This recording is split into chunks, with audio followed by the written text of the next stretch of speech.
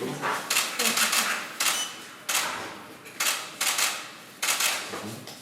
спасибо. Крючок, Тима, пожалуйста. Да. Вот, давай. Спасибо.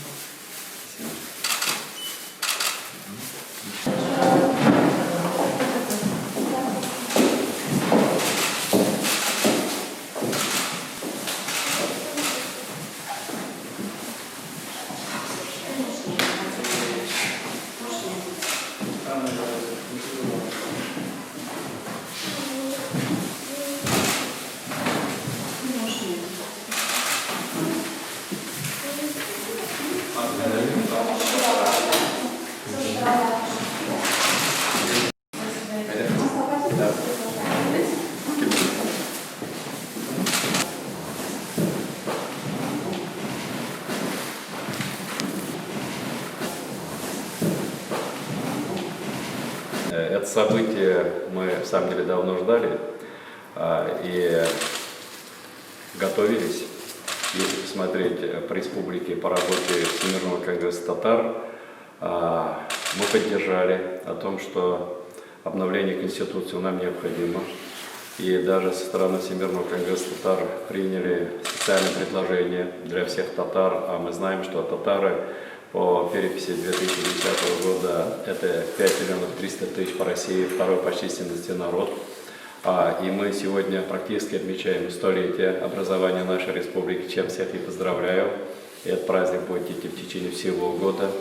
Но в то же время, когда мы говорим содержательную часть предложенного варианта обновления Конституции, мы прекрасно понимаем, насколько делается акцент с точки зрения национальных республик, с точки зрения языка, обучения. Очень важным являются те предложения, которые внесены с точки зрения пенсионного обеспечения, молодежи, отдыха, работы.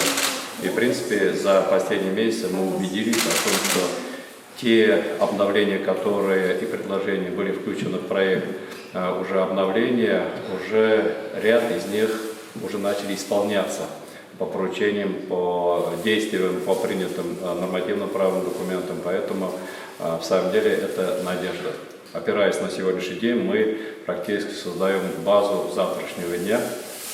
И то, что почему здесь Татарстан и татарстанцы очень активно подключились, наши все избирательные участки открыты и доступны, и каждый житель нашей республики по мере возможности приходит и уже голосует за внесение обновления. И вот мы тоже с семьей сегодня с удовольствием подошли, и для нашей семьи это, с одной стороны, торжественное мероприятие, потому что мы воспитаны так, с другой стороны, в самом деле, когда уже и с внучкой приходишь, это надежда, это в большей степени как бы и нас касается, а может даже больше для них это уже очень важным является.